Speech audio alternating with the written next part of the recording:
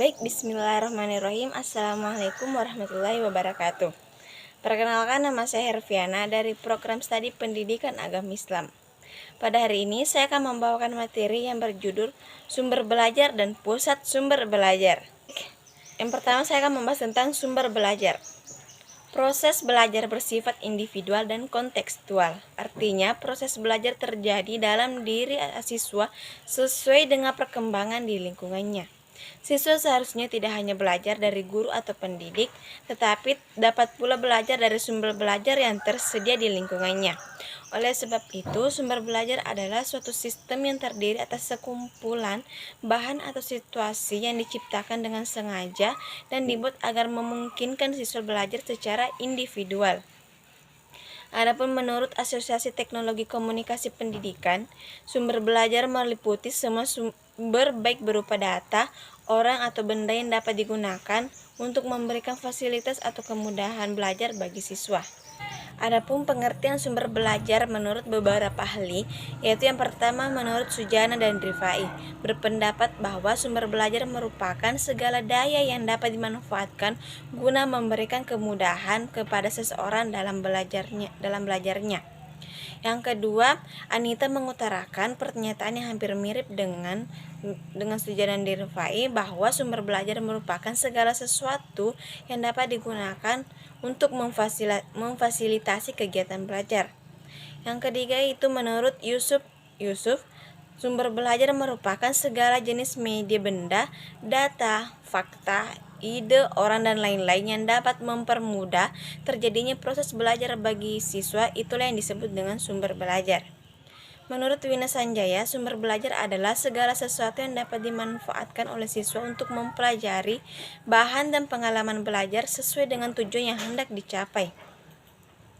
Dari beberapa pendapat tersebut dapat disimpulkan bahwa sumber belajar merupakan segala sesuatu baik berupa data, fakta, ide, orang, dan lain-lainnya yang sebagainya yang dapat memberikan kemudahan dan yang bisa menimbulkan proses belajar. Itulah yang dimaksud dengan sumber belajar. Selanjutnya yaitu jenis-jenis sumber belajar. Pada dasarnya jenis sumber belajar itu beragam.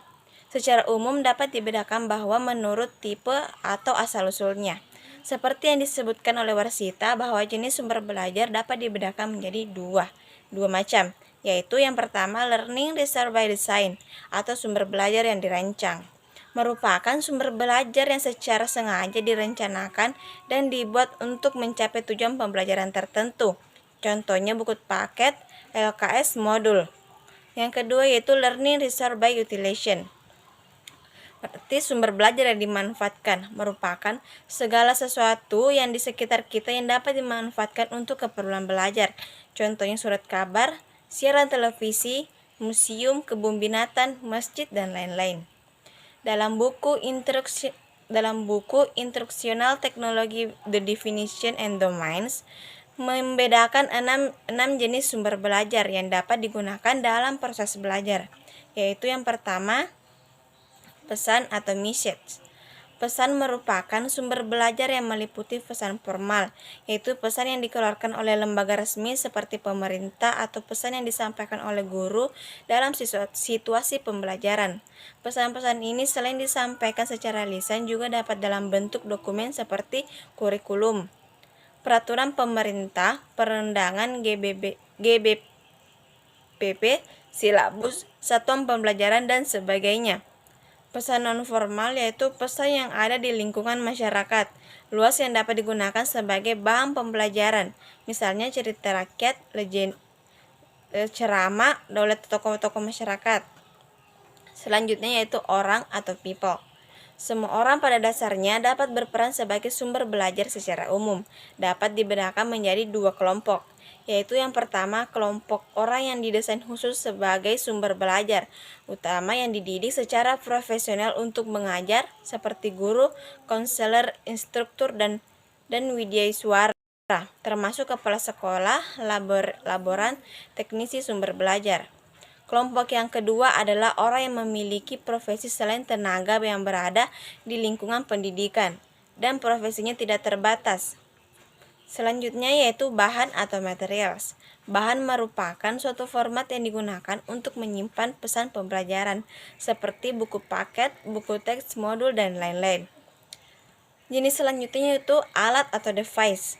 Alat yang dimaksud di sini adalah benda-benda yang berbentuk fisik yang disebut juga dengan perangkat keras atau hardware.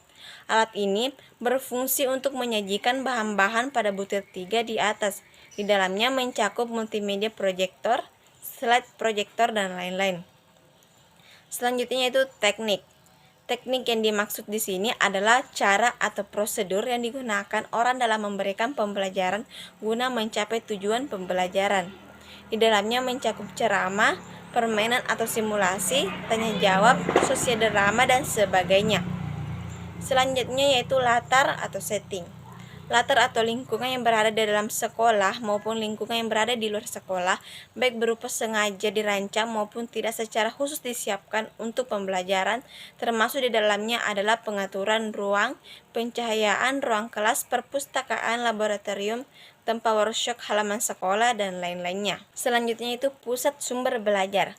Pusat sumber belajar merupakan suatu tempat pengelolaan dan pengembangan sumber-sumber belajar dengan tujuan membantu atau memberikan fasilitas belajar manusia.